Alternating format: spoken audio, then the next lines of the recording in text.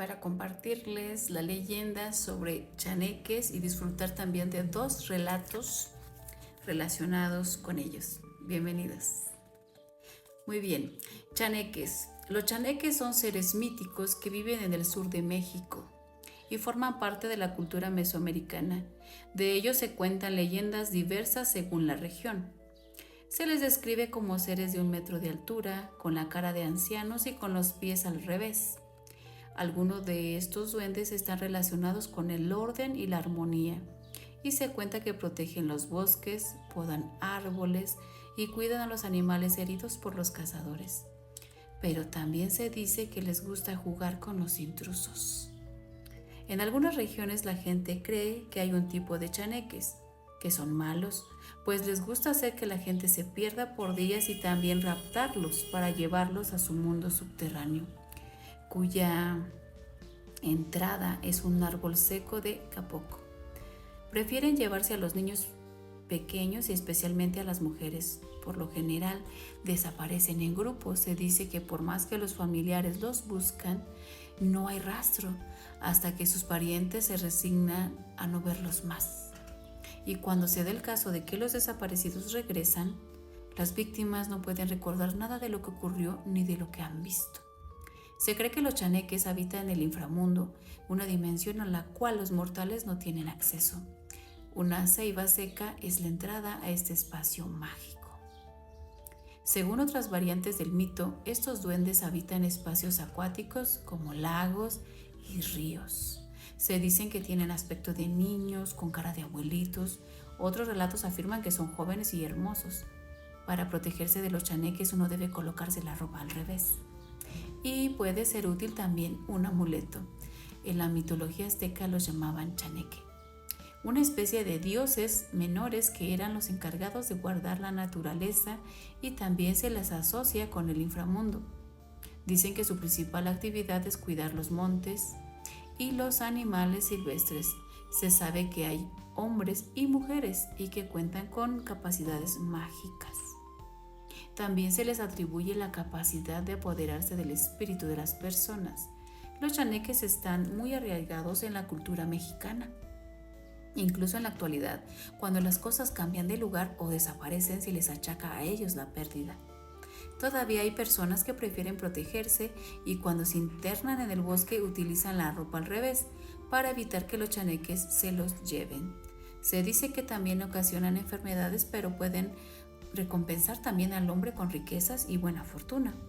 En la región de los Tuxtlas, los chaneques velan por los humanos, pero castigan a los pecadores, especialmente a los adúlteros. Los chaneques malos habitan zonas apartadas. La persona que llega a tener un encuentro con un chaneque por lo general se enferma y probablemente se desviva, si no se atiende rápidamente con un curandero. Los chaneques buenos presentan características opuestas. Habitan los caminos y los cultivos, protegen a la gente y mandan las lluvias tan necesarias para el crecimiento de los cultivos. Pero también castigan al pecador o al que se olvida de ofrecerle las ofrendas de comida y copal, así como a aquellos arqueólogos que no les piden permiso para hacer excavaciones en las zonas antiguas.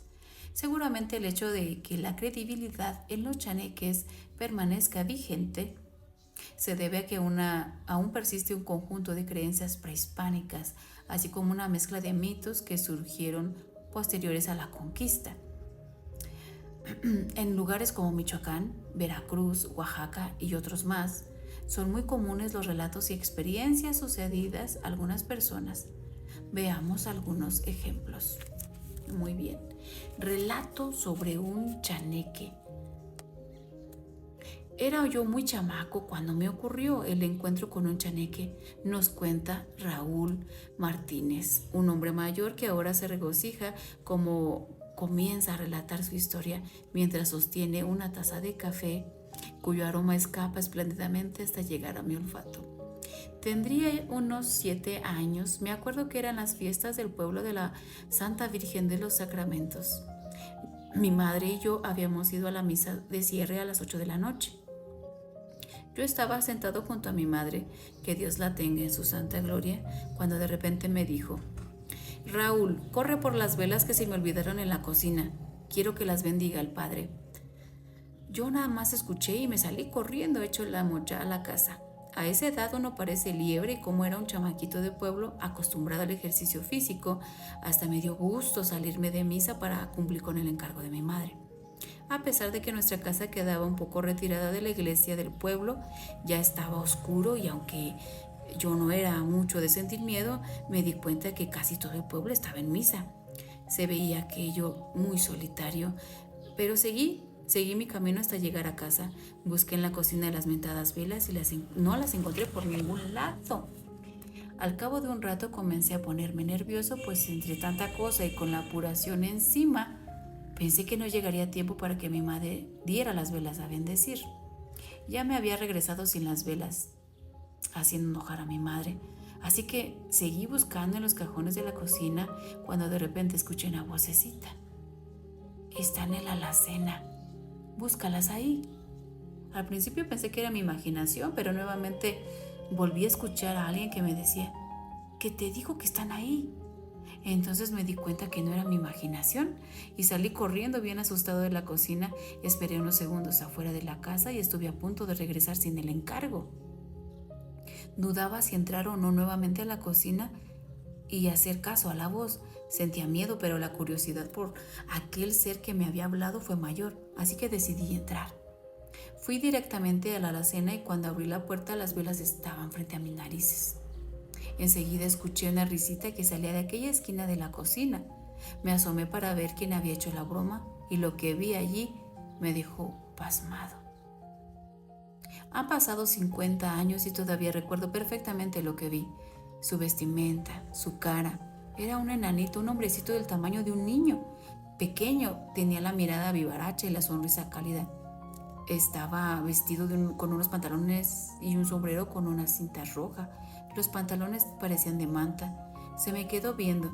Me observaba sonriente, como si lo que había hecho fuera una travesura. Me le quedé mirando desconcertado y luego le pregunté qué hacía escondido en la cocina. No había terminado de hablar cuando enseguida el hombrecillo se echó a correr y luego desapareció atrás de la mesa. Lo último que vi fueron sus pequeños pies. Me asomé para ver si estaba del otro lado de la mesa, pero ya no pude ver ni rastro.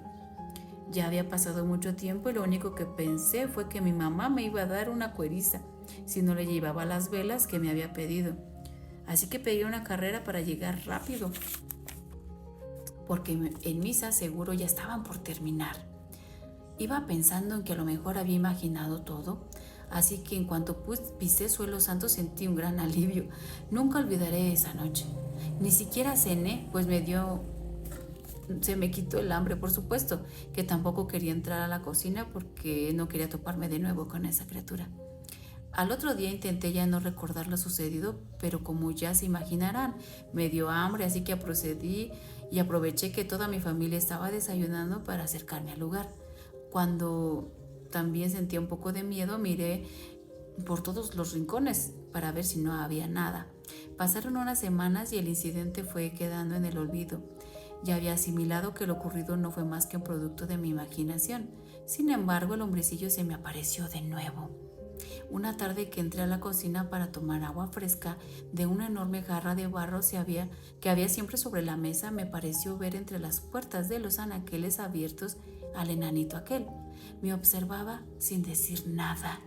Me espanté tanto que dejé caer el vaso de agua caer al piso y me quedé ahí paralizado, sin poder salir corriendo. Luego escuché que me dijo: solo tú puedes verme, Raúl, solo tú puedes escucharme, porque somos amigos. Yo le dije que él no era mi amigo, que yo no sabía por qué estaba en mi casa y que no lo quería ver más por allí. Al tiempo que yo decía esas palabras, la cara del hombrecito se puso muy triste y su imagen se fue desvaneciendo. Jamás olvidaré ese rostro tan triste.